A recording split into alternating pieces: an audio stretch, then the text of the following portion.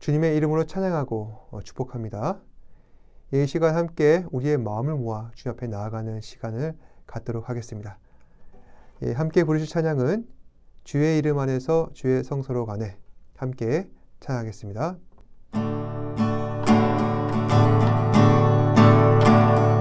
주의 이름 안에서 주의 성소로 가네, 영광스러운 이곳에 우리 기쁘게 왔네. 거룩한 보좌 앞에서 따뜻함을 느끼네. 우리 마음 경배하며 찬양의 제사 드리네. 찬양의 제사 드리며 성소로 들어갑니다. 찬양의 제사 드리며 성소로 들어갑니다. 우리 모두 주님께 감사의 제사를 드리세. 우리 모두 주님께 기쁨의 제사 드리세. 주의 말씀 주시고 우리 감사드리네. 주의 날개 그늘미 우리 피난처 됐네. 주의 길을 따르며 우리 주께 순종해. 모든 상황 속에서도 찬양의 제사 드리네. 찬양의 제사 드리며 성소로 들어갑니다. 찬양의 제사 드리며 성소로 들어갑니다. 우리 모두 주님께 감사의 제사를 드리세. 우리 모두 주님께 기쁨의 제사 드리세.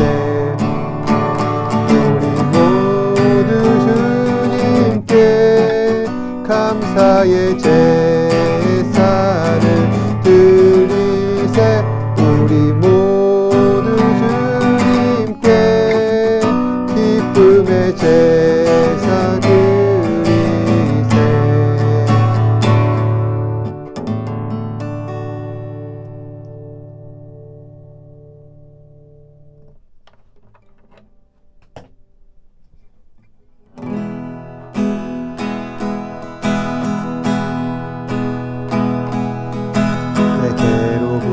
눈을 들어 주를 보기 시작할 때 주의 일을 보겠네. 내 작은 마음도 익히사 하늘에 꿈꾸게 하네. 주님을 볼 때 모든 시선을 주님께 드리고 살아계신 하나님을 느낄 때 내 삶은 주의 역사가 되고 하나님이 일하기 시작하네. 성령이 나를 변화시켜 모든 두려움 사라질 때 주의 일을 보겠네.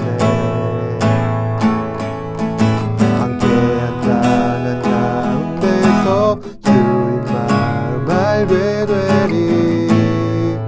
주님을 볼 때 모든 시선을 주님께 드리고 전능하신 하나님을 느낄 때 세상은 주의 나라가 되고 하나님이 일하기 시작하네. 모든 시선을 주님께 드리고 전능하신 하나님을 느낄 때 세상은 주의 나라가 되고 하나님이 일하기 시작하네. 모든 시선을 주님께 드리고 전능하신 하나님을 느낄 때 세상은 주의 나라가 되고 하나님이 일하기 시작하네.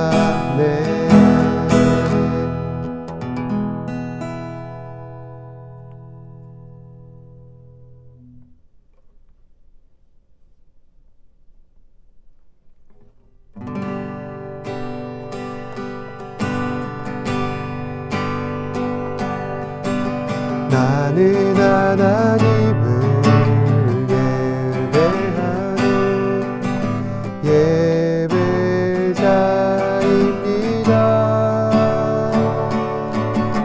내가 서 있는 곳 어디서나 하나님을 예배합니다.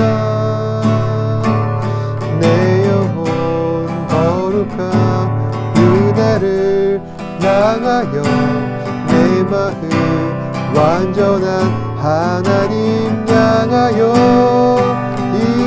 이곳에서 하루 이 시간 하나님을 예배합니다. 나는 하나님을 예배하는 예배자입니다.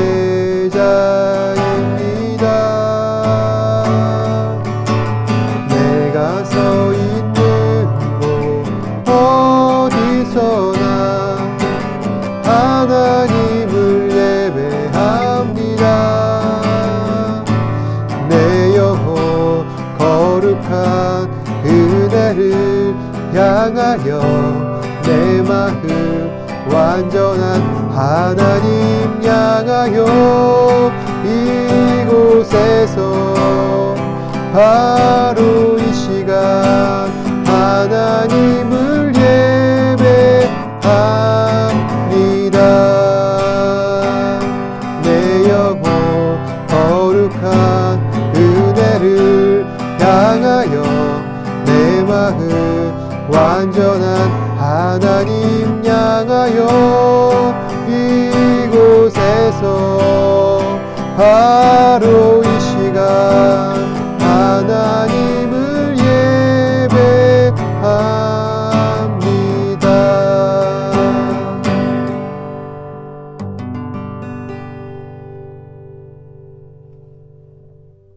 사도신경으로 우리의 신앙을 고백하도록 하겠습니다.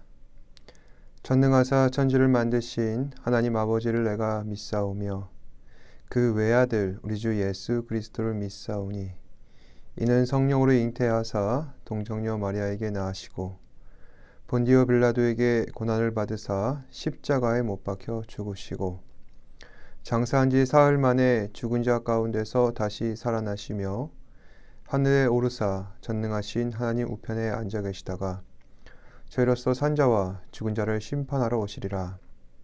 성령을 믿사오며 거룩한 공예와 성도가 서로 교통하는 것과 죄를 사하여 주시는 것과 몸이 다시 사는 것과 영원히 사는 것을 믿사옵나이다. 아멘. 이 시간 예배를 위해서 제가 기도하겠습니다.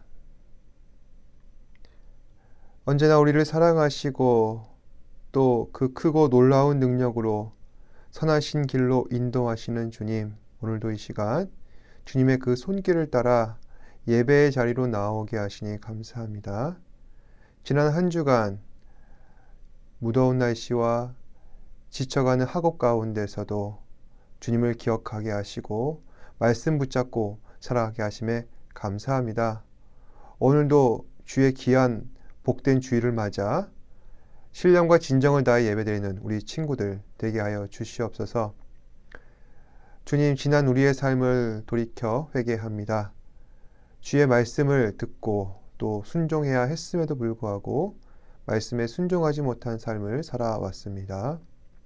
또 하나님께서 보시기에 아름다운 주의 자녀로 살아갔어야 했음에도 불구하고 그렇게 살지 못하였음을 고백합니다.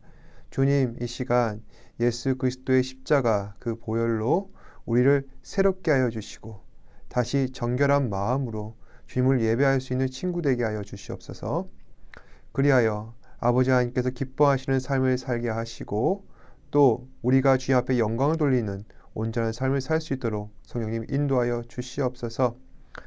이제 개학을 시작되고 또 아버지 하나님 다시 우리의 학업도 시작되고 또 계절이 바뀜에 따라서 많은 것들이 변해갑니다. 주께서 우리를 향하신 그 계획만은 변치 않고 우리를 선하신 길로 인도하실 줄 믿고 매 순간 주의 말씀만 의지하며 살아갈 수 있는 친구들 되게 하여 주시옵소서. 이 시간 주의 귀한 말씀 듣습니다. 말씀 들을 때 아멘으로 화답하게 하시고 또 이 말씀이 우리에게 생명의 귀한 지침이 되어 아버지 하나님이시여 그 말씀에 순종함에 따라 나아갈 때 주 앞에 영광 돌리는 주의 자녀들 되게 하여 주시옵소서. 모든 것에 감사드리며 살아계신 예수님 이름으로 기도드립니다. 아멘.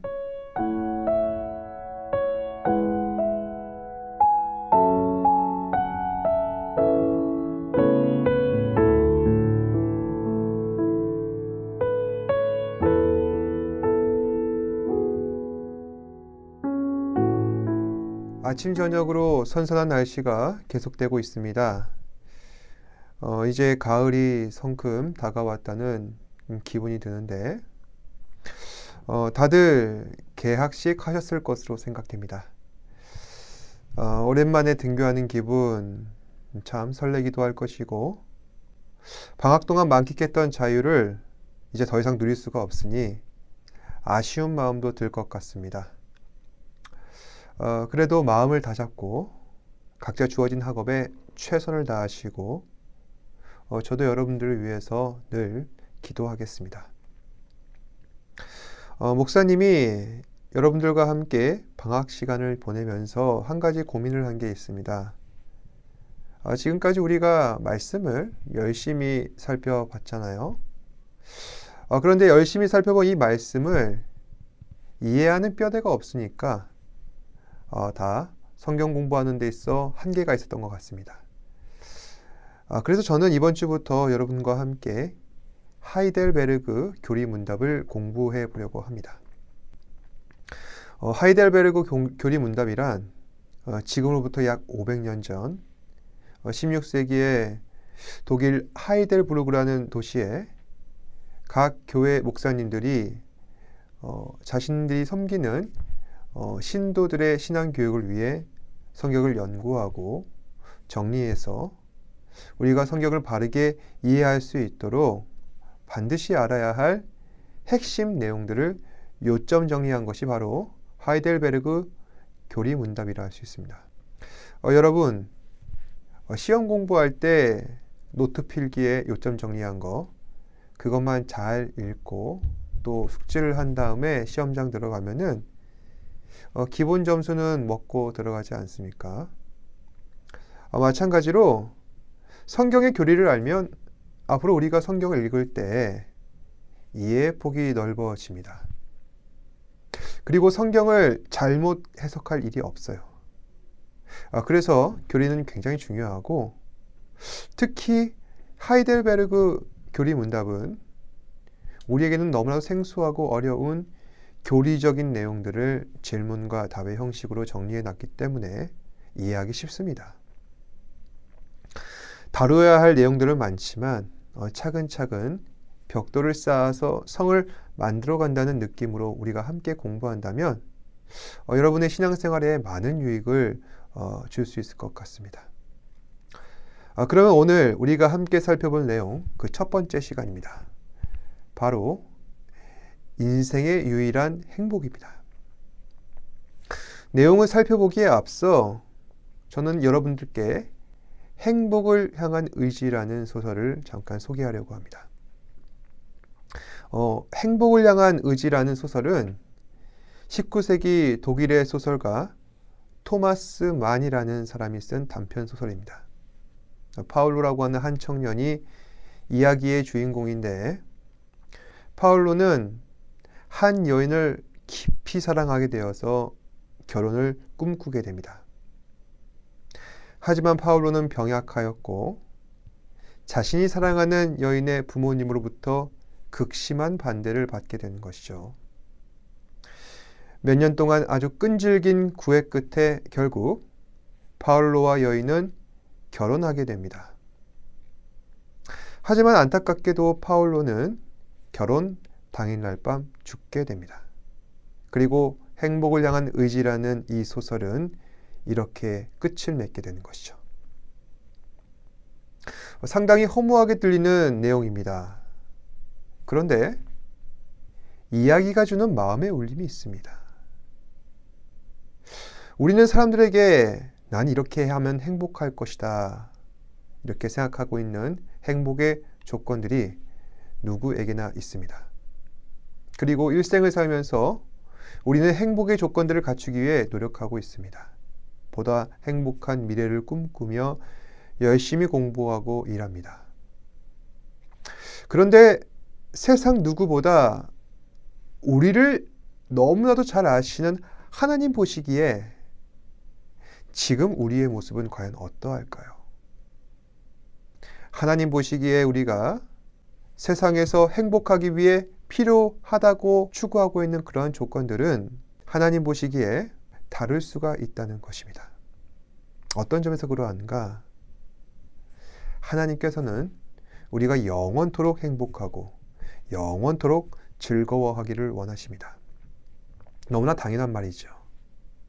우리를 지으시고 사랑하시는 하나님이신데, 그런데 하나님 보시기에 지금 우리가 행복해지기 위해 노력하고 추구하고 있는 그 모든 것들은 전부 일시적이라는 것입니다. 사람은 마음에 원하는 그 목표를 성취하고 나면은 어떻습니까? 삶의 이유가 사라지게 됩니다. 그 마음속 허무한 감정이 가득 차게 되는 것이죠.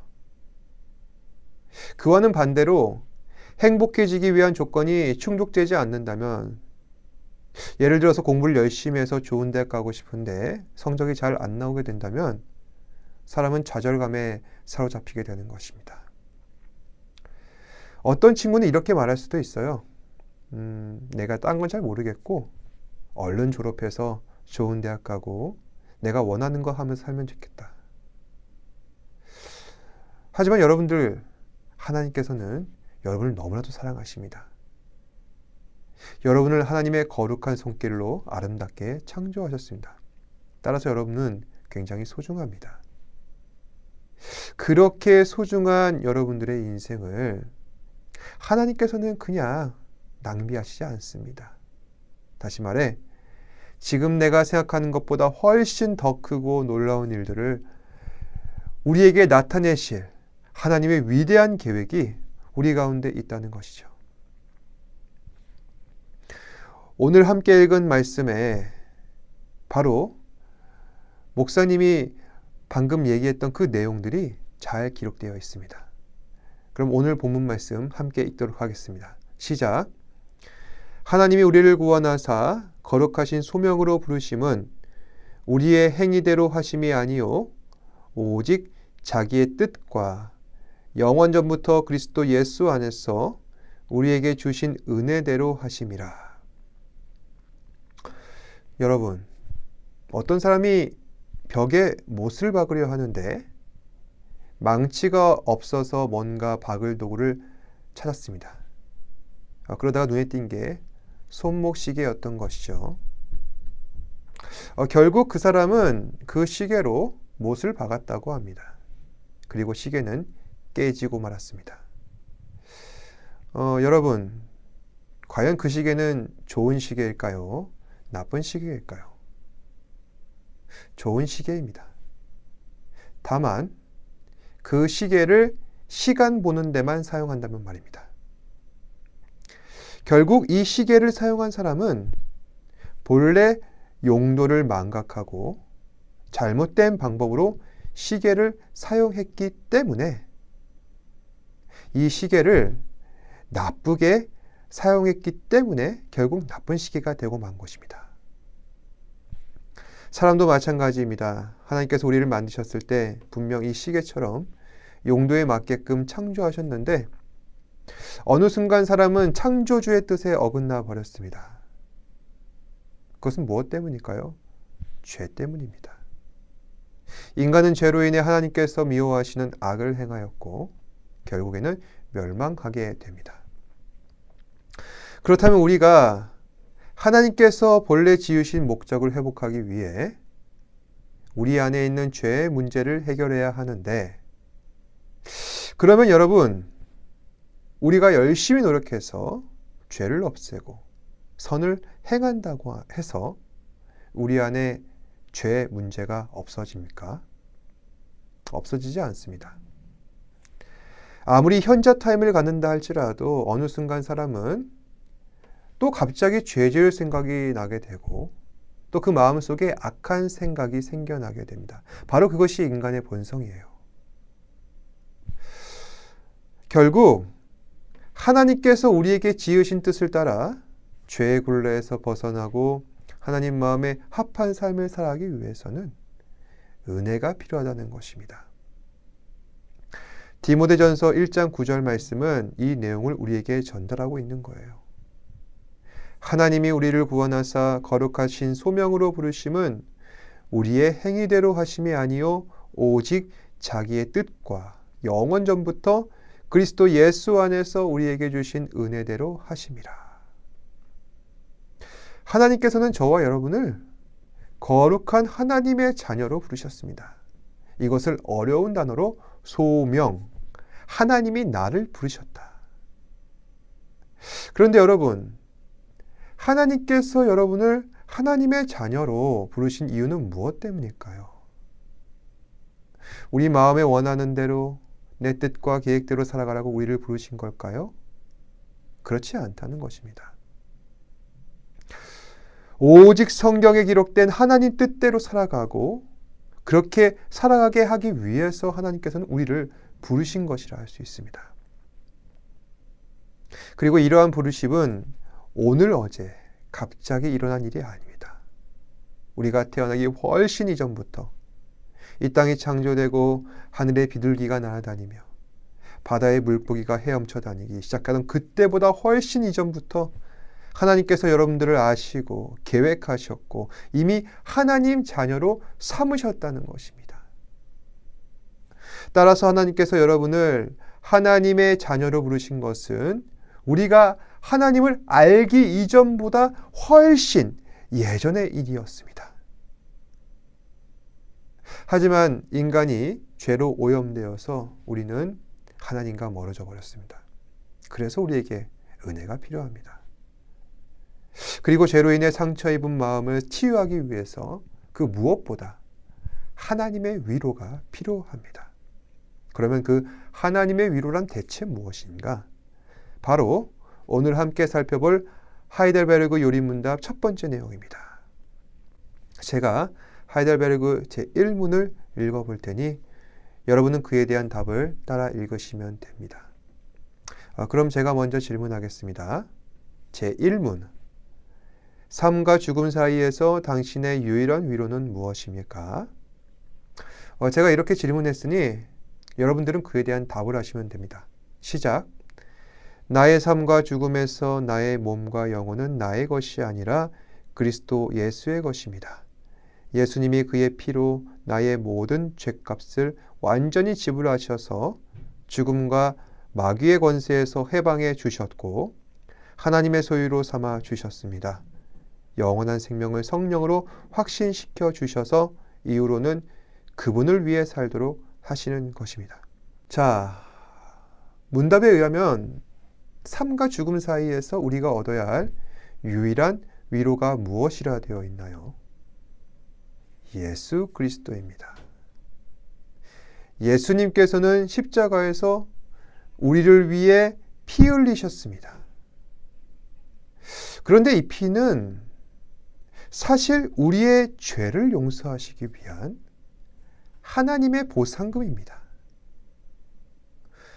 그러니까 사람들은 모두 생이 끝나는 날 다 죽게 되어 있잖아요. 그런데 그 죽음의 이유가 무엇입니까? 바로 인간에게 있는 원죄 때문입니다. 따라서 모두 다 예외 없이 죽어야 하는데 감사하게도 예수님께서 우리를 대신하셔서 죽으셨기 때문에 우리 안에 있는 그 모든 죄값이 다 지불되었다는 거예요. 다만 이러한 보상금을 받을 수 있는 사람은 정해져 있습니다. 바로 예수 믿는 사람들만 죄에서 구원함을 받게 됩니다. 그러니까 우리가 예수 그리스도의 십자가 사건을 믿고 예수님을 영접하고 그로 인하여서 죄사함을 받게 되면은 구원을 얻을 수가 있게 됐다는 것이죠. 바로 이것이 우리에게 주어진 하나님의 유일한 위로입니다. 뿐만 아니라 우리에게는 죽음이라는 끔찍한 형벌이 사라졌으니 앞으로 어떻게 되겠어요? 다시 죽지 않는다. 영생이라는 특별한 선물이 주어진다는 것입니다. 물론 사람들은 모두 다 죽습니다. 예수 믿는 사람도 죽어요. 하지만 예수 믿는 사람은 이 땅에 예수님이 다시 오실 때 반드시 온전한 몸과 영으로 다시 살리시게 됩니다. 이것이 하나님께서 우리에게 주신 유일한 위로, 구원과 부활과 영생의 약속입니다. 따라서 우리는 세상 살면서 힘들 때도 많고 좌절할 때도 있지만 얼마든지 참고 견뎌낼 수 있어요. 우리에게는 지금의 괴로운 시절만 있는 것이 아니다. 하나님께서 약속하신 영원한 나라가 있다. 그것을 유일한 소망이자 참 위로로 인식하며 살아가는 거예요. 그렇다면 우리를 향한 하나님의 위로하심을 깨달은 우리는 이제 앞으로 어떻게 살아야 할까요? 하이델베르그 요리입니다. 제2문입니다. 당신이 이러한 위로의 기쁨 속에 살고 죽기 위해 반드시 알아야 하는 것은 무엇입니까? 단문입니다. 시작. 그것은 다음의 세 가지입니다. 첫째, 나의 죄가 얼마나 비참한지. 둘째, 내가 어떻게 그 비참한 상황에서 구원을 받는지. 셋째, 구원을 베푸신 하나님께 어떻게 감사하며 살아야 하는지를 알아야 합니다.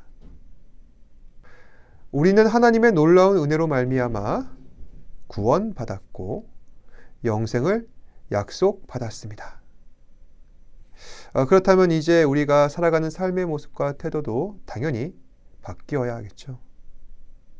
그렇다고 갑자기 집 앞에 빗자루를 들고 나가 청소를 한다든지 괜히 거리에 나가서 쓰레기를 주우러 다닌다든지 그럴 필요까지는 없습니다. 다만 자기 자신을 바라보는 관점이 달라져야 한다는 거예요. 예전까지만 해도 우리는 어떻습니까? 우리 안에 죄를 발견해도 대수롭지 않게 생각했었습니다. 에이, 뭐 어때? 그럴 수도 있지. 나만 그런가? 다른 사람들도 다 그래. 난 그래도 더 나은 편이야. 다른 사람들은 나보다 더 해. 여러분은 이제 하나님의 유일한 위로 예수님을 만났습니다. 예수님께서 우리 죄를 위해 십자가에 죽으셨다는 사실을 깨달았습니다. 그리고 구원받았습니다. 그리고 여러분들은 여러분 마음속에 있는 죄를 보았습니다. 그러면 그 죄가 여러분은 어떻게 느껴지십니까? 역겹게 느껴질 겁니다. 그리고 앞으로 내 안에 죄와 싸워야 하는 자신이 얼마나 비참한지 알게 됩니다. 그리고 그 죄와 직접 대면하면서 날 위해 모든 죄를 지신 예수님을 생각하면은 감사한 마음조차 들 것입니다. 앞으로 우리는 이 역겨움과 감사함을 동시에 느끼면서 살아가야 합니다.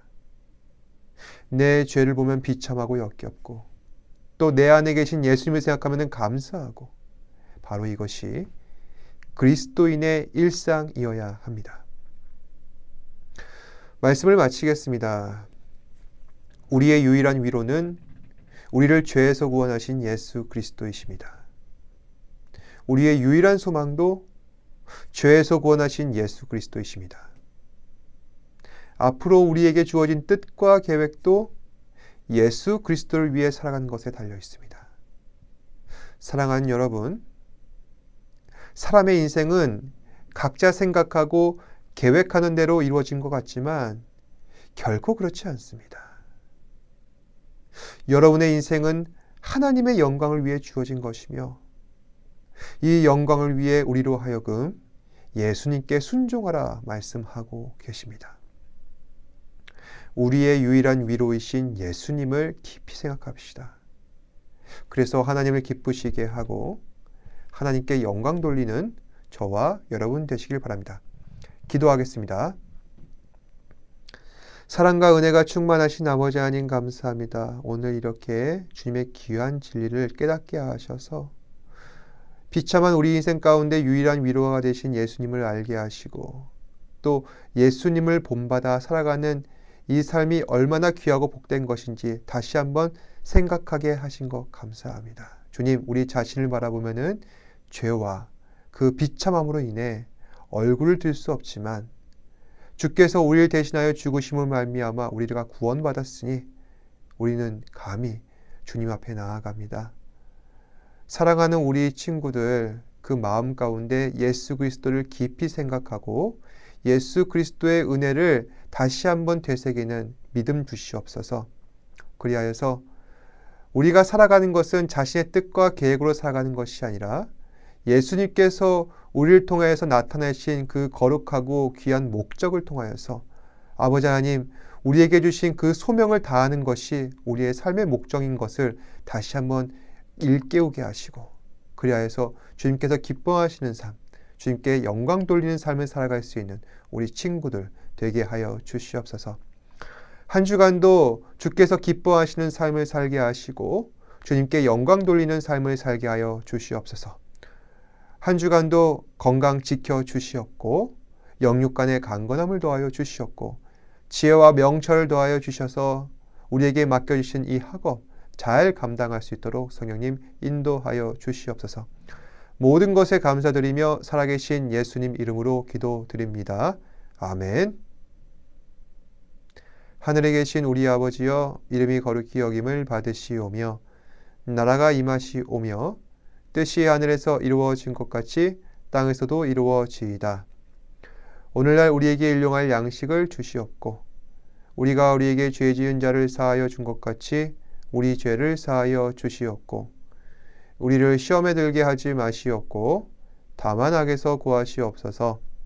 나라와 권세와 영광이 아버지께 영원히 있사옵나이다. 아멘.